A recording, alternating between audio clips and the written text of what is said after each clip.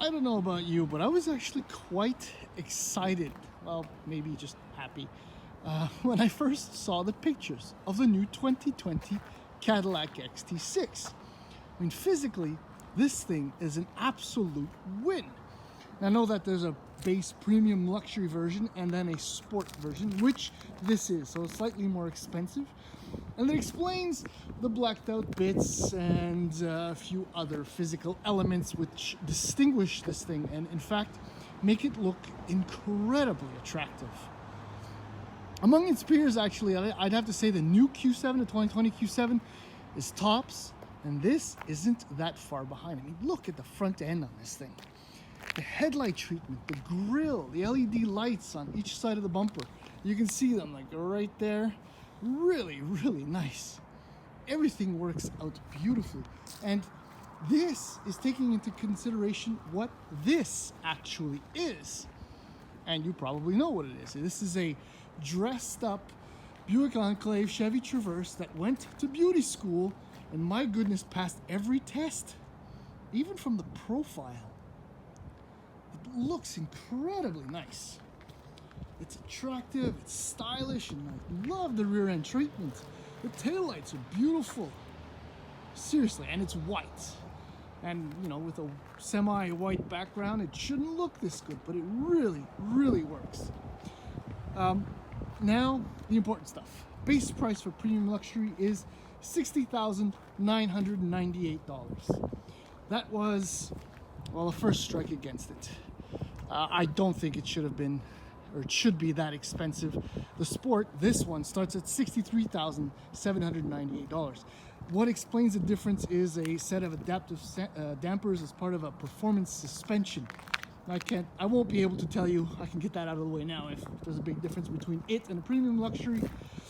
But that essentially explains the $2,800 difference. Otherwise, both have Wi-Fi, Bose audio, heated vented leather seats, and Cadillac user experience with an 8-inch screen.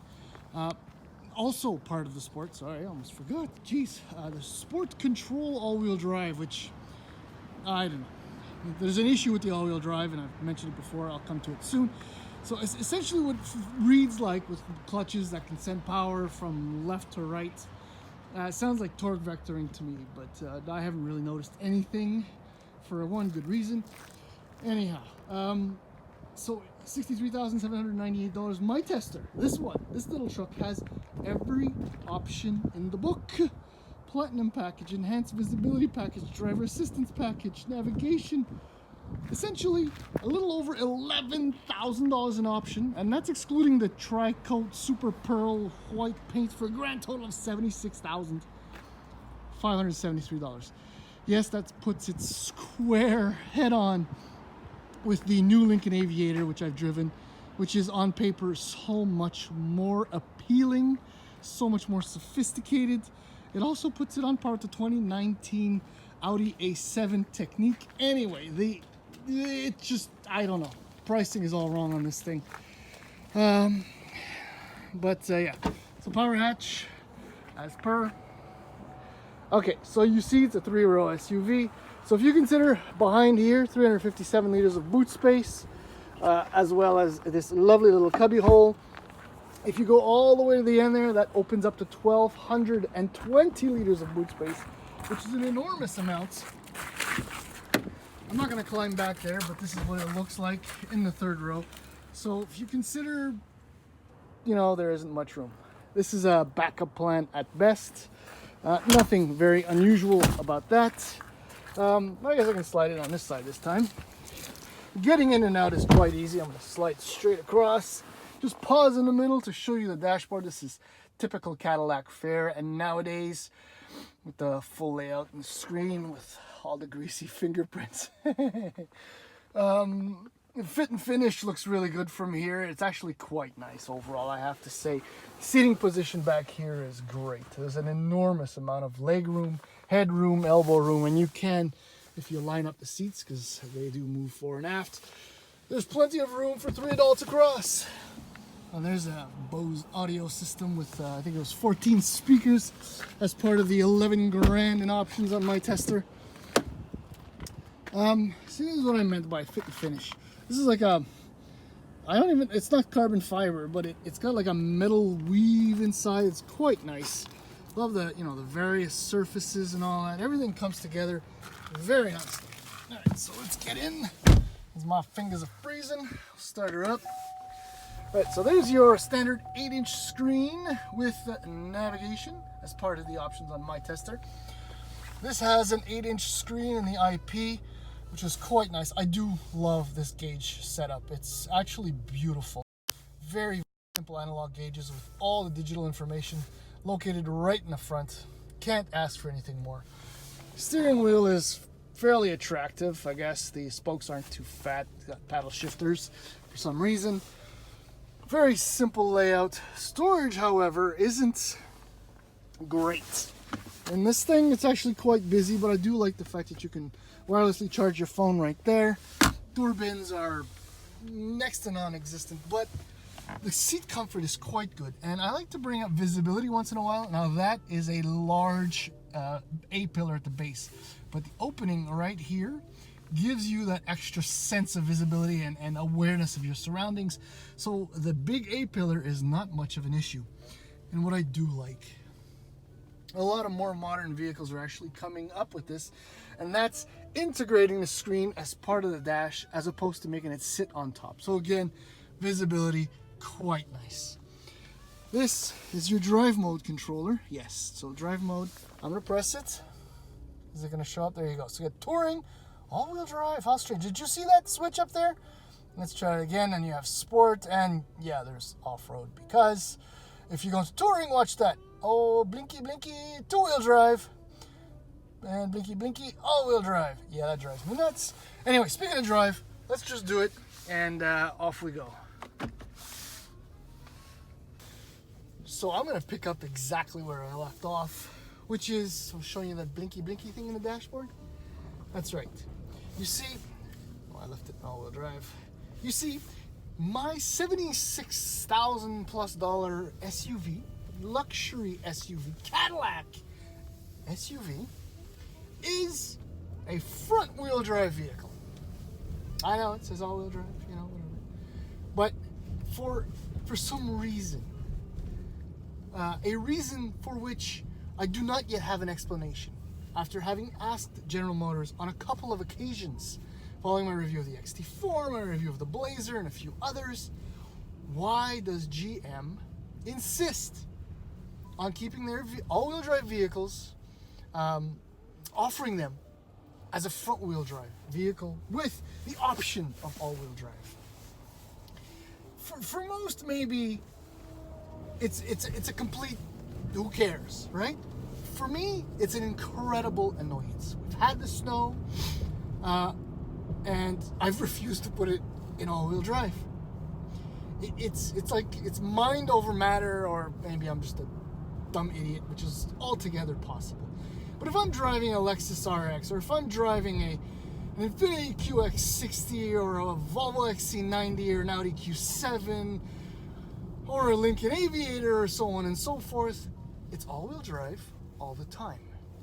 Which begs the question, when Caddy tells you that this thing averages 13.7 liters per 100, 13.5 liters per 100 kilometers in the city, and 9.7 liters per 100 kilometers on the highway, is that with all-wheel drive locked out or locked in? Because let me tell you, my friends, when you go into all-wheel drive, suddenly this thing feels heavy, burdened, like it just doubled in weight. Throttle response is affected. The ride is almost affected. Everything changes. There's no way in hell the fuel economy numbers are the same. If today, November 20 some odd whatevers, I leave it in all-wheel drive, and come April or late March, whatever, I put it back into two-wheel drive, there's no way I will average somewhere between 13.5 and 9.7. No way. If anything, overall, it'll probably 13 plus. And that's where things get even worse as far as I'm concerned, because, well, first I'm going to go back to two-wheel drive so I can so it can feel alive again as opposed to heavily burdened. 3.6 liter V6 from GM. We know it, we like it most of the time. Well, we like it for the fact that it's refined, it's smooth, it's quiet. 310 horsepower is fine, 6,000 RPM. 271 pound-feet of torque. My memory is not good. Yes, as of 5,000 RPM. So you gotta roll into the throttle. But the 9-speed automatic transmission keeps things exciting, interesting at all engine speeds, give or take. And you're consuming all that fuel. Like Lincoln Aviator has that turbocharged V6, which puts out 400 something horsepower. I forget the numbers. For more or less the same fuel economy numbers. The current supercharged V6 in the Q7 and the next generation turbocharged V6 in the Q7 put out more power, more torque, and consume less fuel. And those are all-time all-wheel drive vehicles. It irks me. It irks me because the packaging, I feel like the Cadillac XT6 is, look over here, look how pretty I am, which as I've stated, this thing is incredibly attractive. One of the most handsome 3-row luxury SUVs your money can buy today. It is refined. The ride quality is good. As I mentioned, it's got like a sports suspension, something or rather, but it's impossible for me to tell. The adaptive dampers do an excellent driving. The ride quality is top notch. It's very refined, smooth, quiet, comfortable, blah, blah, blah. But then if I keep going, even at $64,000 for the Sport, that's about $8,000 too much, at least in my opinion. If Cadillac really wanted to sell these things, it would have started the same price point as the US version of this with front wheel drive, which is like $53,000 or $54,000.